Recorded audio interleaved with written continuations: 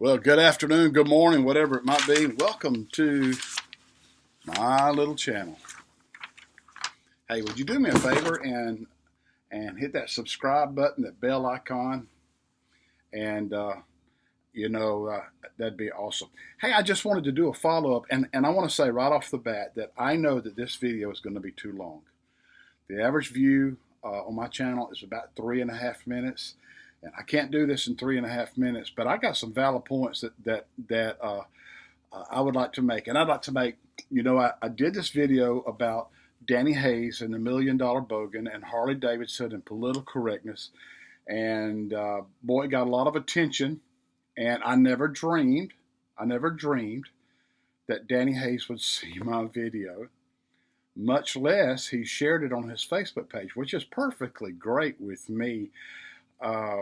It wasn't my intent. I wasn't thinking that he would, that when I created that, I wasn't thinking maybe he would, that he would see it and share it. It just happened. And so, hey, I like Danny Hayes. I like $1 Million Bogan. And so that was an honor. And because Danny shared my video on his page as of today, which is about, I think, 8 days since I posted that video, that it has right at 18,000 views. Now, you got to understand that for some YouTubers, 18,000 views is nothing. It's a drop in the bucket. But for me, 18,000 views is huge because prior to this video, a good showing for me was about 500 views. And so, thank you, Danny. Now, Danny may not see this video. I'm not creating this video because I want him to help me get more views or more subscribers. I'm doing this video because I want to do a follow-up to that video, which I did unscripted, sitting in the cab of my pickup truck and very irritated, very irritated. And so, Danny Hayes is an entertainer. Now he does these vlogs and he rides a motorcycle, and he makes no bones about the fact that his motorcycle riding and his trips are to help him with dealing with his mental illness, and I have such a high respect for him for saying that and doing that, because so many people battle mental illness and they think that it's something they should hide or be ashamed of, and I'll be honest with you, I think all of us deal with some mental illness. But he is an entertainer, and I would say this, that most of his vlogs are a step above being called a vlog. A vlog is just a video blog, all right? And a lot of his videos are a step above that. I would call them documentaries. Things like his "Can You Ride a Harley Davidson to Mount Everest?", which I think is 11 videos. Here in the U.S., we'd call that a documentary. It's very high quality. The work that he puts into it is just enormous. What little bit of videoing I've done on my bike and trying to do vlogging, which is very hard work, and then the quality of the editing and everything that he does, it's very entertaining. I can't get Felicia to watch them with me. She can't handle the language, and so I watch them on my own. But I just got to tell you that watching Danny Hayes has done something for me. As I said in the last video, I'm a pastor. I'm in my office here. You can see my office behind me. I am a pastor. I'm a Christ follower. There are things that, because of my place in life and because of where I am and because of my responsibility, that that you know, I don't use the same kind of language Danny uses, but as many of you have commented, in Australia, that's the way it is. And I've learned in the United States in a Harley Davidson dealership, that's kind of the way it is. So let's talk about political correctness. Hang in here with me. Let's talk about political correctness for a moment. Political correctness is a disease. Political correctness is a disease. Now, following Danny's advice, I did make some notes. On one of his videos, he said, how to grow YouTube audience. He said, make notes. And so I did make some notes so that I would cover everything that I wanted to cover. So it's not, listen, this political correctness disease, it's not just Harley Davidson. It's not just Harley Davidson. It's just about every corporation out there. It's like a cancer.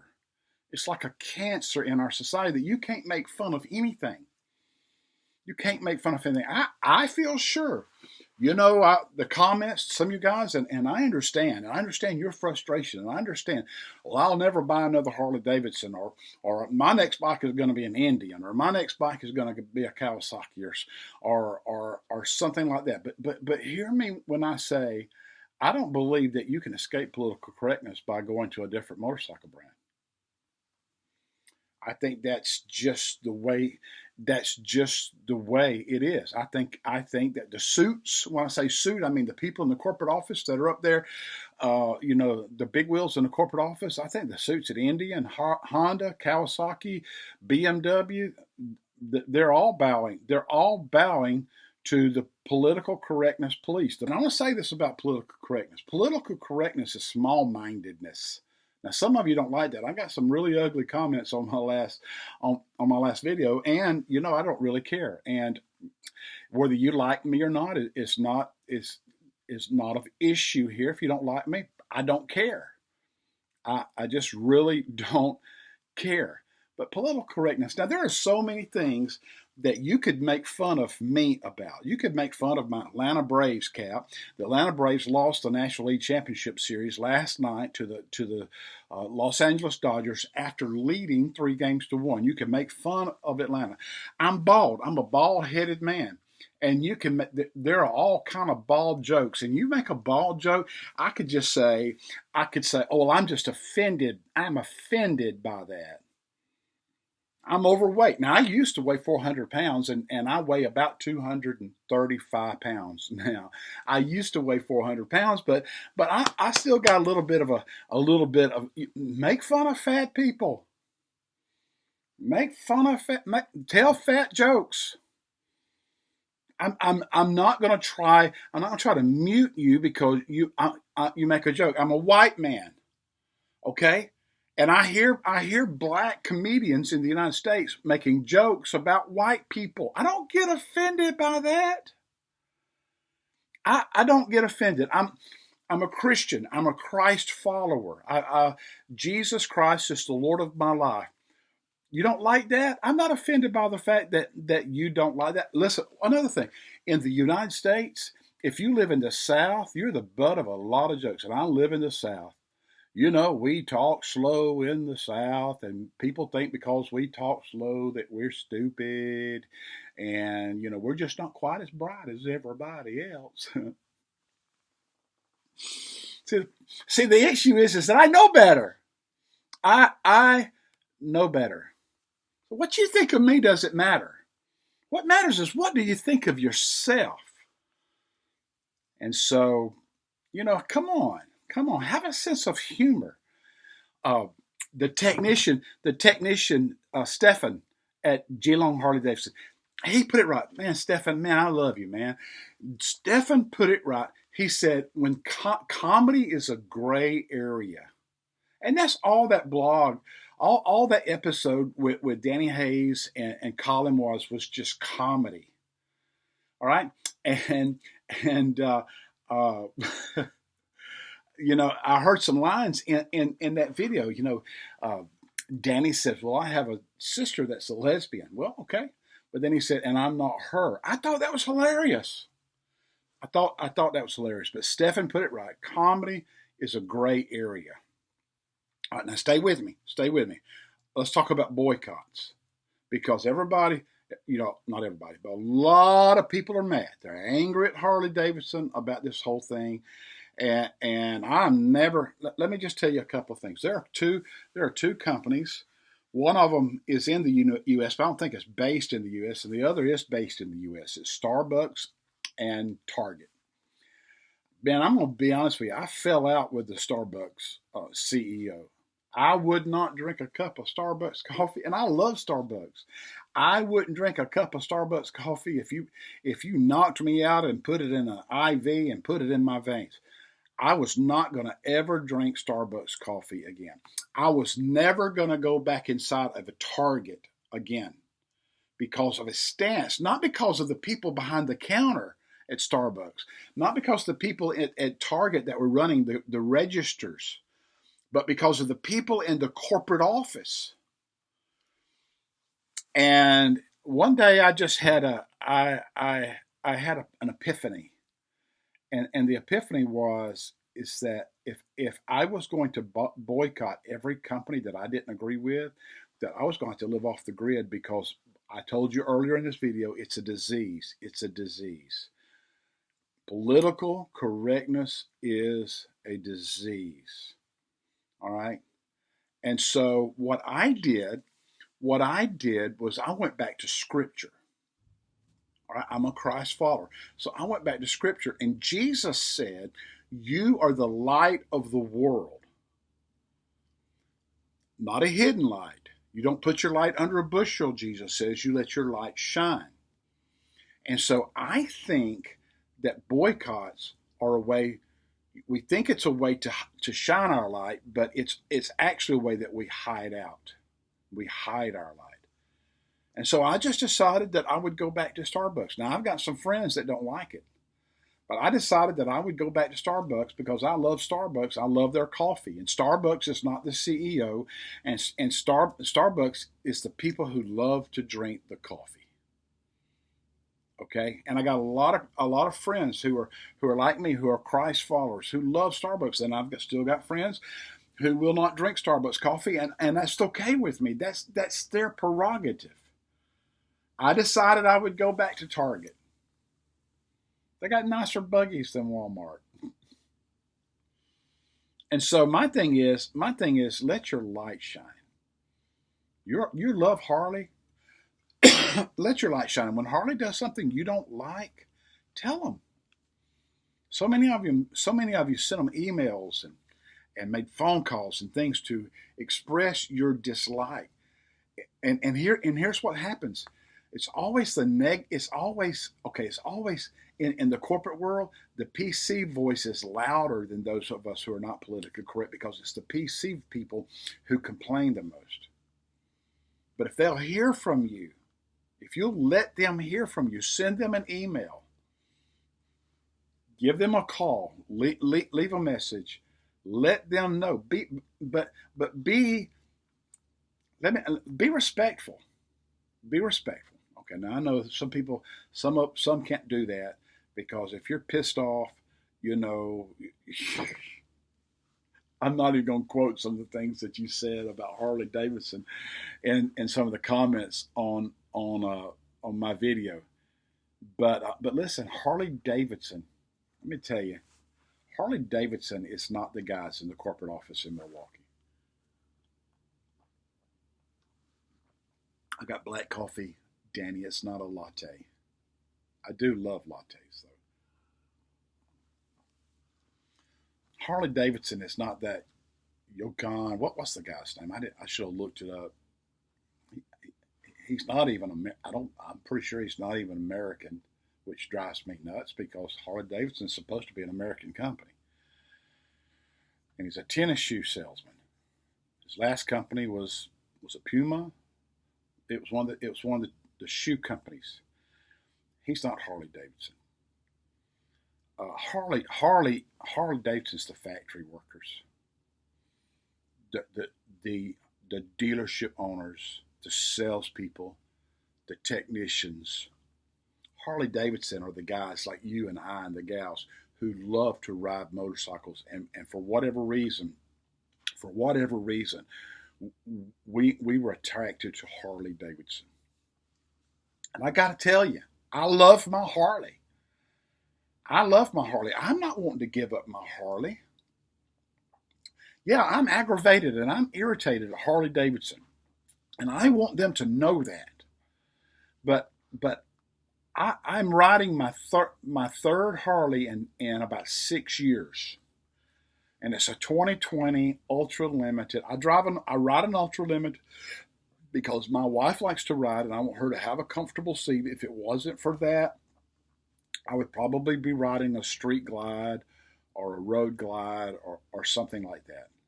But I ride an Ultra Limited so that my wife can have a comfortable place to sit. But here's the thing that I have found out about Harley. Harley Davidson is not the corporation. Harley Davidson is a culture. I love the culture. I love visiting the Harley Davidson dealership. I was in a dealership, not my local dealership, but I was in a dealership in Tennessee just a few days ago. I was up there for a conference, and we visited the Harley Davidson dealership in Pigeon Forge, Sevierville area. I don't know if it's Pigeon Forge or Sevierville, Tennessee. And man, there was a guy out there, he was all decked out in his vest and his jewelry and his tats, and when he just wanted to talk bikes, and we just stood out there for probably 30 minutes and just talked bikes, and that's a culture. And when you go to Harley Davidson dealership, it's always just brimming with activity. And before COVID screwed everything up. But before COVID, you go in there and you get yourself a cup of coffee, and you sit down in the lounge and you hang out and you talk culture, you talk bikes, and you talk Harley. And all these things, and you look at the accessories, and you dream, and you go and you look at the $40 t-shirts and the $70 shirts, and I just love the culture. And let me tell you something. At the dealership where I bought my bike, which is in Pensacola, Florida, there's an Indian dealership right across the street. Now, I've been told the same guy owns both. I don't know if that's a fact or not. But I can tell you this, at the Harley Davidson dealership, there's always activity. There's cars, there's bikes, there's people there, there's stuff going on. You look across the street at Indian, it's desolate. There's nothing going on. I went into the Indian dealership whenever I was shopping for my last bike. I just thought, well, I'll take a look at Indian. I went to the Indian dealership, and other than me, there might have been one person that was not employed there. I mean, there was nothing. Now, Indian makes beautiful bikes. I don't discount that. That they make some beautiful bikes. But I love the Harley Davidson culture. I love to go to Harley Davidson dealership and just hang out and talk to people. I love my bike. Next week, in just a few days, we're leaving here. We're going to the Smoky Mountains, and we're going to do some rides and for 5 or 6 days. And we do this every year. And most of us ride Harleys. We do have one guy that's on a Victory, and we got a guy that rides a Goldwing Trike. But other than that, we're mostly Harley Davidson. And so I'm 18, almost 19 minutes in, so I'm going to wrap this up.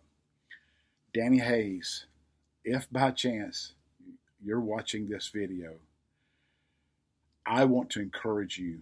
As I said in the last video, you are a positive force for Harley Davidson.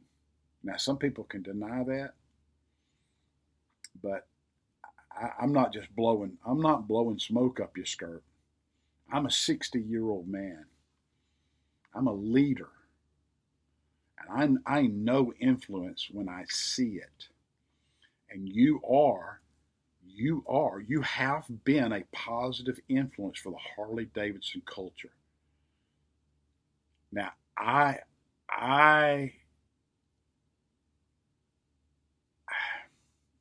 say that I don't want you to give up. I don't want you to give up on Harley Davidson.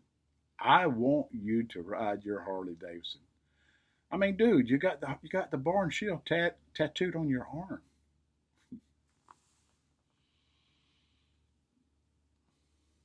you're in. So what I would ask you to do is just to continue to make your videos and continue buying bikes and continue upgrading bikes and continue talking about that kind of stuff and continue destroying bikes. Apparently you can afford to do that. And I want to encourage you. Now, if by some chance someone from Harley Davidson is watching this, here's what I think you should do, Harley Davidson. I don't think you will, but you should apologize to Geelong Harley Davidson and to Danny Hayes. You won't, but you should. I'm just telling you, I know what's right and wrong. And I just want to say that Harley Davidson, you need to back off. You need to back off and sell bikes and make bikes and sell bikes and let the riders of the bikes determine the culture.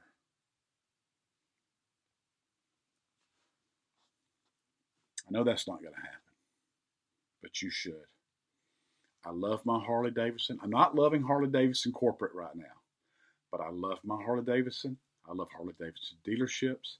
I love the culture, and I love guys who love Harley Davidson. And of course, and I love bikes. I love bikes. But I just wanted to hopefully make sure you understood my position in this whole thing. I don't plan to say anything else about this. All right. Hopefully my next video on this channel is going to be about my trip to the Smoky Mountains, our preparation for that trip. But I just wanted to come one more time. Danny Hayes is a creator of documentaries. He's a positive influence. He's been a positive influence on me. Okay. And that's it. Okay. Now, Jesus said in the Bible, in John 10:10, the thief only comes to steal, to kill, and to destroy. That's the work of Satan. That's the work of the devil, to steal and kill and destroy. But Jesus says, I have come that they might have life and that they might have it more abundantly. There's peace in serving Jesus. There's contentment in serving Jesus. There's life in serving Jesus. I want to encourage you today to choose this life. Hey, God bless. Don't forget to subscribe. Bye.